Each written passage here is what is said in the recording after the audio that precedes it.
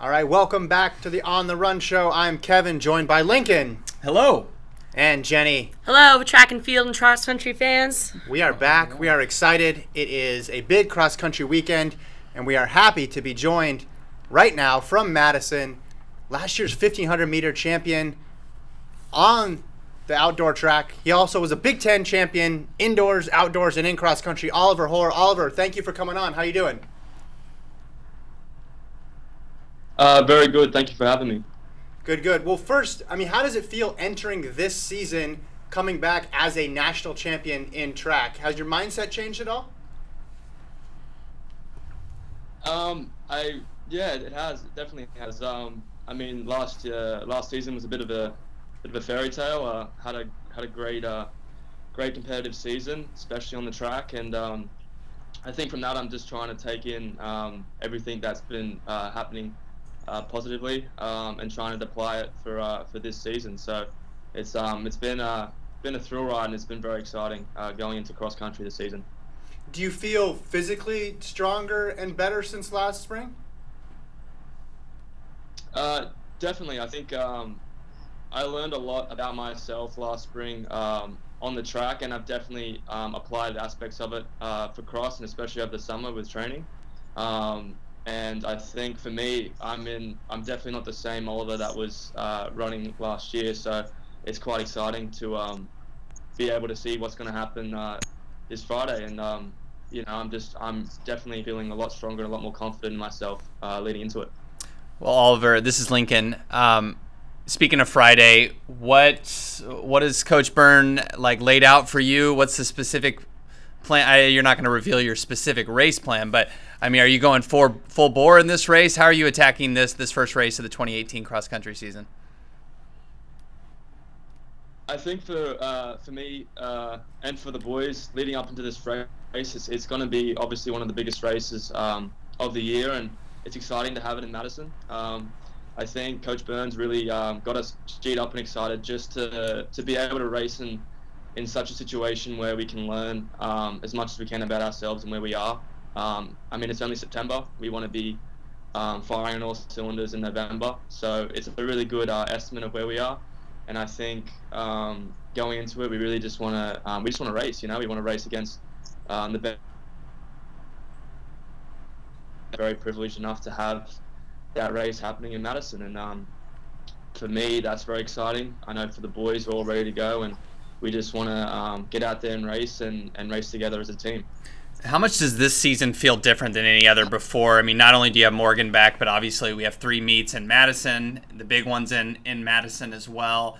Is there just an extra layer of excitement compared to, say, last year? Not only like you said, you got Morgan back, but obviously the 3 big meets in Madison, that'll probably make a big difference in the season as well. Yeah, having Morgan back is obviously a big plus for us. He's a very big influence in our team. He's been a big influence for me, especially on and off the track. And I think for us, having nationals, having all these major meets in Madison is definitely the extra layer of excitement. Every time we go out to that course and we have practice, or any time we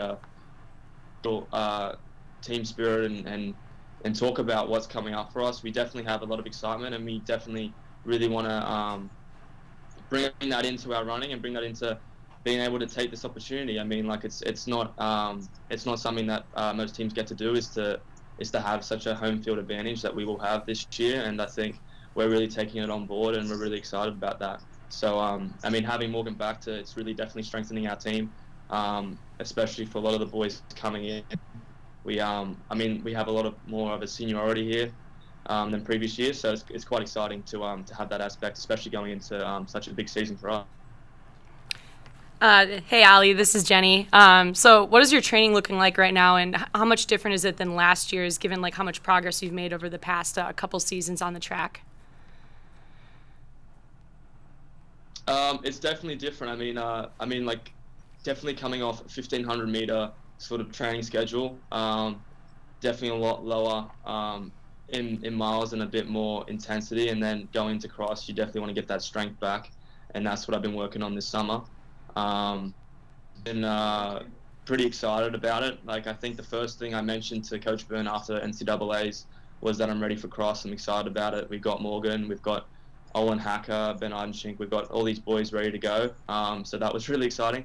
So for me, that was the motivation to just consistently run my miles, take into account Coach Byrne and Coach Kennedy's advice, and really just take control of my own training. And I think for me, definitely like the strength aspect of my running has definitely improved, and that's just coming off experience and knowledge running into collegiate racing. So I've really definitely worked on that aspect of strength leading into this. And also, I'm a Wisconsin native, and so I'm very familiar with Ian's Pizza. I got to ask you, what's your go-to slice? I'm a bit of a I just can't help but getting the Smoky Bandit. It's probably not the healthiest option at Ian's, although there's not many that are. No. But I definitely love the Smoky Bandit.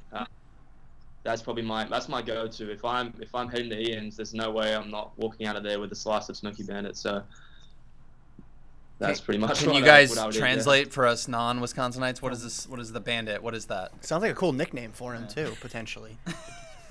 It's one of the aspects of definitely of American food that I love, and it's just a lot of cheese, a lot of chicken, a lot of bacon, and then a bit of ranch and a bit of barbecue sauce mixed up together, and just a slice of heaven, you know. Like the slice is huge, bigger than my head, so that's pretty exciting. And I know, most of the runners I recommend, if you're in Madison and you're after the race and you want some carbo loading and you're in the state of dairy, go to Ian's Pizza and get a good slice. Wow. I highly recommend that. Do you work for Ian's? No, I do not work for Ian's. No, I'm just a bit of a fan of Ian's. Yeah. So, I get excited about it when I hear about pizza. It's one of those things where, especially for me, coming to America and seeing how pizza's pretty much just on steroids. So it's just it's like its own food group here. Yeah. Don't worry, I'll take you there. I'll show you my favorite slice, which is the mac and cheese pizza. Oh wow, that sounds awesome. Oliver, mac and cheese is very good. What's the question you get the most often when people find out you're from Australia? What do they ask you about first?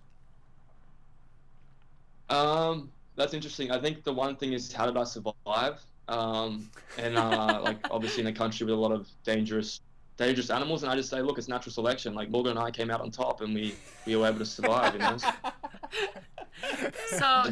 We're the best come out of it.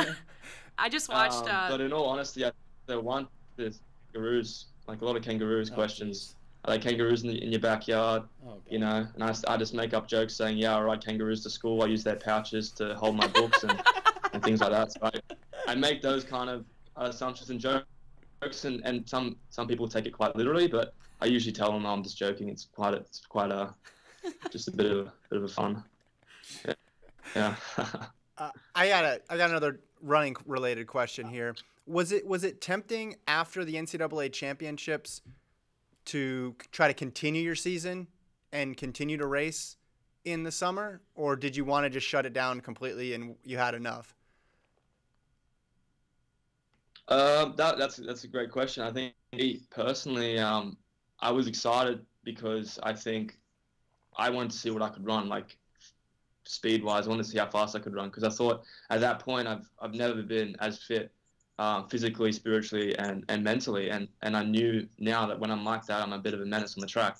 But I took in advice. I did have some opportunities arise that I could have, but I think I took some advice and thought that I probably needed a break. I mean, I competed through cross, indoor and outdoor, and I just progressed so drastically that I thought I might need to settle down and take back and absorb what's just happened to me, because I know as a sophomore I still have 2 more, and I still have a lot of more opportunities with my team and with my individual goals and aspirations that I can really take back what has happened. So I really think for me the best thing was to not race and just really absorb and take in a bit of break and a bit of TLC from coach. So that's exactly what I thought was the best option for me.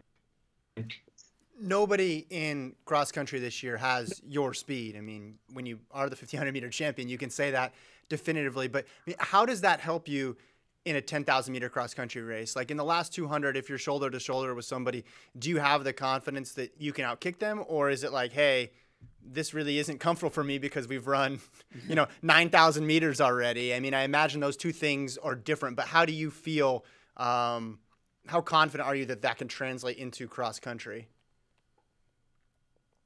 I'm definitely more confident than previous years. I always knew that I had some speed with me, but I think for this year, it's definitely exciting to know that I can give myself that confidence to say, hey, if I'm in a good spot right now, I can just relax and make sure that I'm with who I want to be with. And at that end, I just got to take in what I can and go for it. But as we know, it's cross country is very different to track, and a 10K race, especially out on the course, that's got some turns, and it can really drain you mentally more than physically. So I think for me, it's just that experience of what's going to happen this year, and it'll definitely come up for me personally to see how I manage that. But I definitely know that at the end of the day, I can hit that gear that can really send me off. So I think for me, it's just another little exciting part of what I have lined up for my artillery when it comes to racing. So I'm definitely in that mindset of being confident in that last 200 meters. Yeah. Awesome. There's just one more. I was in St. Louis. I think the first time you broke 4 minutes in the mile, that was only like a year and a half ago or whatever. And it was kind of like Morgan won that race, and then it was like you were he mentioned you in the post-race interview, like, oh yeah, my teammate also broke 4. You were pretty, under the radar at that point, and that's only been like a year and a half ago. How do you like look back on the first time you broke 4, and did you think like after that, like all of a sudden you'd take off like the way you have? I think for me, something clicked. Definitely the festival mile. Something clicked for me, and I like to sort of be. I like to work on myself as an athlete, and I think for me, this the whole experience of being progressive with my running has really shown throughout my success. And like I come through from Festival of Miles, and then I won Big Ten Cross last year, and then from that I won a couple of conference titles, indoor, outdoor, and then all of a sudden NCAA was there, and I wasn't that kid that was there at Festival of Miles that just broke 4. So I think for me, being able to watch people like Morgan, to watch them do what they do, and to take in the good things that I can from athletes, because I mean, human beings we're all adaptive to what we see and what we do, and I try and learn the best possible things for me. And I think for me, that progression, I definitely would have not picked it that early for me to do as well as I have. But I think for me, it's the adaptation. I really adapted well, and I'm excited about how I've really just taken on what I can and just gone for it, just run with it. So awesome. Well, thank you very much for your time this morning, Oliver. Best of luck at Nuttycombe and throughout the rest of the season. You gave us some great pizza recommendations, gave us some tales of Australia. We really appreciate you hopping on with us. Thank you, Ollie. Well, thank you so much for having me. Yeah. All right. Thank you. We'll see you in Madison. All right. That is Oliver Hoare, our special guest with us today. A lot more pizza talk than I thought, Jenny. You really went hard on the Wisconsin angle there. I can't really tell you how excited I am to go back and have Ian's pizza, so I had to ask. I've been dreaming of it essentially. He had an answer better than you could have probably even hoped for. Oh, there. yeah. He was like, did you text him last night and tell him be ready to go with the No, Ian's? Every Badger knows what Ian's Pizza is. Yeah. I mean, it's an institution. Yeah. I wonder how much time they've spent, not at Ian's Pizza, but just on that course. Right, Yeah. And then now running it 3 times probably can run it with their eyes closed. But it'll be interesting to see him and Morgan back together, like both of them at full strength. Like the last time Morgan McDonald ran with Oliver Hoare wasn't the same runner that he is now. Yeah, he's really grown up quite a bit obviously in the 1500, and then now we can think of him as a cross country runner winning that Big Ten title. I guess the big question for him is like, can he make it translate to NCAAs? Didn't have quite the NCAA meet he had last year. But having Morgan back in the fold, obviously Morgan, I think, was around to train last year with him. But having him in the race, I think, will make a big difference for Ollie going forward. So it's going to be a fun season to watch him. Obviously, you can watch that race Friday morning live on FloTrack. There you go.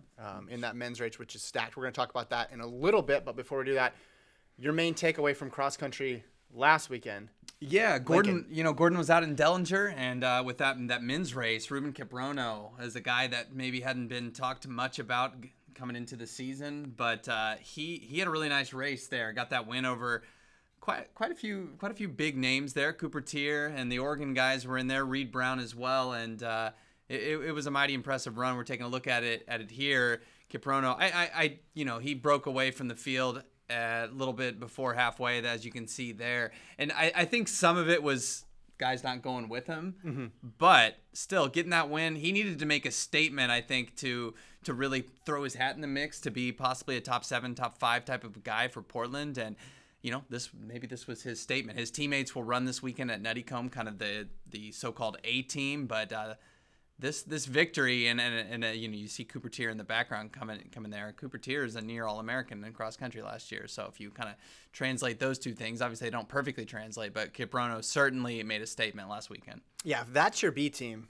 I'm afraid of your A team. Yes. As you see Tier come through, some athletes did run unattached in this meet, though, both from Portland and Oregon. But if you scored all of them, as if they were running for their respective teams. If everybody, it still would have been a Portland B team win over Oregon. I don't know if that says more about Portland or Oregon at this point. Probably Portland. They're just their depth. Portland, for sure. But super impressive from them out in Dellinger. Yeah, I mean, Oregon ran well. I mean, it's not like they had a bad race. You saw Cooper Tier coming across there in his high school jersey, but he will run for the Ducks this year, not going to redshirt.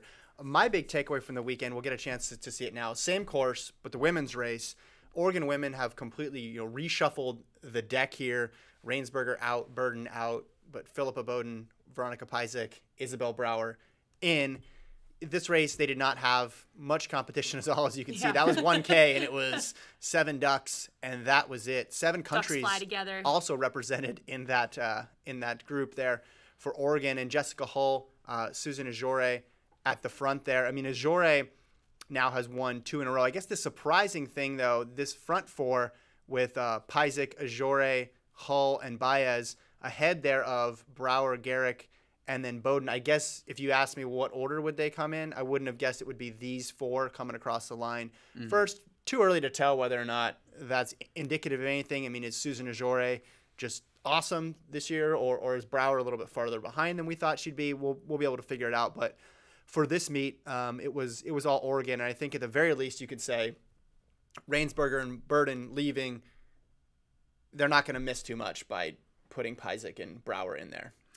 No, definitely. I mean, you obviously would like to have those 2 still at Oregon if you're the Ducks, but if Brower runs up, I mean, this was just one race. It could have either been a bad race. She could be, I mean, let's give transfers, their room to like get comfortable. And obviously, Brower got dropped, I think, a little bit before 2 miles, but I'm sure she'll be fine. And a name that's interesting to me, Jessica Hull, speaking of 1,500 meter champions translating to she was from Australia. Yeah, there. Okay, Yeah, there you go. I'm glad you had that bid too. So two similar situations. Hull was I think Oregon's 5th scorer last year in the 90s. I mean, she looks, again, one race, can't take too much from it, but she looks pretty good already in cross country, and it could be a candidate to really move up, kind of similar to Hoare. And she's running 6,000, not 10,000. Right. You'd think she'd a little bit easier. Even bigger. Factor, Jenny, your choice? Yeah, for me, the battle at Beantown was the one that I kind of was looking at, and the Syracuse men are still powerful despite losing their top 3, and Justin Knight, Fallo Germano, and Colin Benny. So despite that, they still won this meet. They placed 5 guys in the top 13, and junior Aiden Tooker actually took up the mantle as the Orange men's low stick. He finished just behind Kemboy of Campbell, and so they're moving up in the rankings. I was a little disappointed we didn't get to see more from their freshmen, just to see what kind of depth they might have there, but basically the takeaway is just that Syracuse can still pack a punch, and they probably deserve a little bit more respect in the rankings. So, yeah, that was my big takeaway. No, they're not getting. You got to put some respect on that name. Yep. I also want to highlight my favorite name in NCAA cross country. I knew you were going here. Joe Dragon. Woo! That is an incredible name. I love it. Kind of hoping for some good things from him, just so we can highlight the fact that his name's Joe Dragon. Yeah. So, oh my God! I just realized his mom. You could call her the mother of dragons. That's incredible. There we go. We'll find out. We should mention that race. Campbell, I mean, they went 1-3, but then their third runner was nowhere to be found. And they took a tumble way out of the rankings. Gordon was just dropping them precipitously. Yes. He fell off his Excel spreadsheet. We'll see later on if they can get somebody else in there or if that was one bad race. But that's a team that was projected to be top 10 and finished way out of the top 5 in Beantown. So let's look ahead to this weekend. Like we mentioned, we have 2 events live on FloTrack. Friday, the Nuttycombe, Wisconsin Invitational, where you can see Oliver Hoare, among others. And then on Saturday, the Roy Griak Invitational in Minneapolis, featuring Lincoln Shrike and some fast runners as well. I'm not running that race. So, right. But who are you watching for this weekend, Lincoln? Yeah, definitely at Nuttycombe. It's Morgan McDonald, his first race on the cross-country course since he took 7th at Nationals back in 2016. He redshirted last year. I believe that was for the purpose of being here for this season because he would have been a senior last year. Wanted to go all in this cross-country season when it's going to be in Madison, basically the whole cross-country season in Madison. So he's back, first cross-country race since that 2016 NCAA race where he finished 7th. And last time he ran at Nuttycombe, he was 3rd. So, you know, potentially a favorite for this race. We've heard some murmurs that possibly he's not going to, you know, get involved with a full-on kick at the end if it comes to that. But it's going to be interesting to see. You know, he ran 13:15 last year on the track. This guy, you expect him to be fit, and he doesn't want to have a bad one. First race in a couple years in cross country. So, real interested to see what he does in a Badger jersey. For sure. I'm staying with that same meet, but on the women's side of things, Adva Cohen of New Mexico, the Iowa Central transfer. We already know New Mexico is stacked. We already know particularly their top 3 is preposterous when you talk about Kurgat, Kaladi, Prowse. I think how Cohen does this weekend will go a long way to telling us, is there any way, shape, or form if New Mexico gets beat? Because if Cohen is close to Prowse, basically I don't see any chance. You see her at the NJCAA Indoor Championships here. Lincoln Shrike was on that call. I took the audio off, unfortunately. A great call if you want to go back and watch a kick of the week from March. But I think if Cohen is as good as advertised, she had that awesome steeple this summer at the World U20s. If she's able to run, with Prowse, Kurgat, Kaladi, that group as opposed to closer to their 5th, the options for beating New Mexico are basically 0 at that point. So I think she's really key. We know what we're going to get with Kurgat, Kaladi, and Prowse at this point. And even Hannah Nuttall, the incoming runner from England, she looks solid. But Cohen's the one that can really push them to unbeatable territory. Yeah, and I don't know. I think I'm just going to go ahead and say that I think she's going to be just as good as we think she's going to be, barring that she doesn't, adapt well to the training at New Mexico somehow. But for me, the person I'm most excited to see, also, hopefully we'll see him at Nuttycombe, Brody Hasty. And the reason why I'm excited to see him is, even though the Lumberjacks were definitely in position to take the title again this year, it's going to be really cool to see how he fits into that squad. We've got Louis Grijalva and all those other guys, and he's also a very quick miler. He's got 4-minute mile speed. So yeah, and he's also really good at cross. He finished runner-up at NXN. So it's going to be interesting to see how he slots into Division I territory and fits into a really strong team. Yeah, I'm going to be interested to see him at the 8K distance. Obviously, it's kind of, he's one of those guys, he's so good, you don't really know what his best distance is at that point. Is it kind of the 3K, 5K ultimately for him, or is he going to be more of a cross-country guy? I think we'll get, if he's there in Nuttycombe, I think we'll get a first little taste of that. For Cohen, I just want to highlight quickly, she kind of reminds me of Gilbert Keegan, who came in after dominating junior college ranks, and he immediately was also fantastic NCAA level. So there's maybe some questions on the distance side. Does it translate right over to NCAAs? I think the answer is going to be yes with Cohen. I think she's going to be fantastic and maybe a top 10 finisher. But we will get a little bit better idea this weekend with her. Definitely. Well, we have previews for both the men's and women's Nuttycombe races up on the site. We'll have entries posted later on in the week. We have a GRIAC preview coming as well. And obviously you can check out the races, the interviews, all that stuff on FloTrack. Any last words, guys? Anything you want to add? I can't wait to step off the plane and go, "Hello, Wisconsin!" Can't wait to go home. I don't know about that, but no, I'm just kidding. I'm excited to be in Minnesota this weekend. It does feel like this is like cross country now, as we can officially say it's back and it started. There's been some preseason meets, but it's time to get to business. October's almost here, so cross country is going to be in full swing. Excited to get that underway. Great. Well, thanks to our guest once again, Oliver Hoare, and thanks to everybody for tuning in. Like I said, all the meets, all the action this weekend on FloTrack, and we'll be back on this show next week. See you then.